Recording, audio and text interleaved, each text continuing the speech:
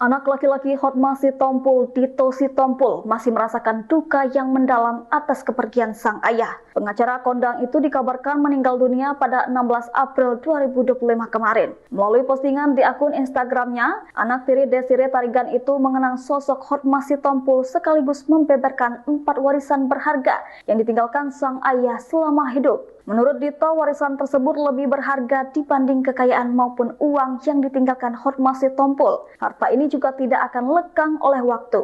Rupanya 4 warisan tersebut berupa iman, generosity atau kemurahan hati, leadership, kepemimpinan, dan serving, yakni pelayanan. Dito pun menjelaskan satu persatu bagaimana Hotma Sitompul mengajarkan semua karakter tersebut kepada dirinya. Suatu ayat yang membuat Dito ingat terhadap ayahnya adalah Bilangan 14 ayat 11 yang berisi tentang firman Tuhan kepada Musa. Selain keimanan, Hotma Sitompul juga mengajari bagaimana sikap bermurah hati kepada siapa saja. Rupanya mendiang advokat kerap membawa uang tunai supaya bisa memberi kepada cleaning service hingga tukang parkir.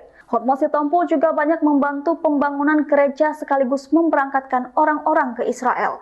Untuk kepemimpinan, Hotma Sitompul dikatakan mengajarkan anak-anaknya untuk tegas tetapi juga lembut. Dito mengklaim dirinya tidak pernah dipukul, dibentak maupun dilukai.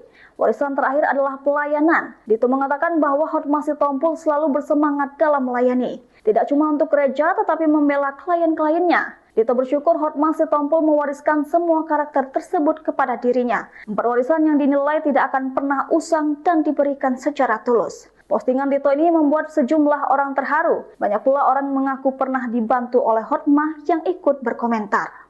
Download Tribun X sekarang.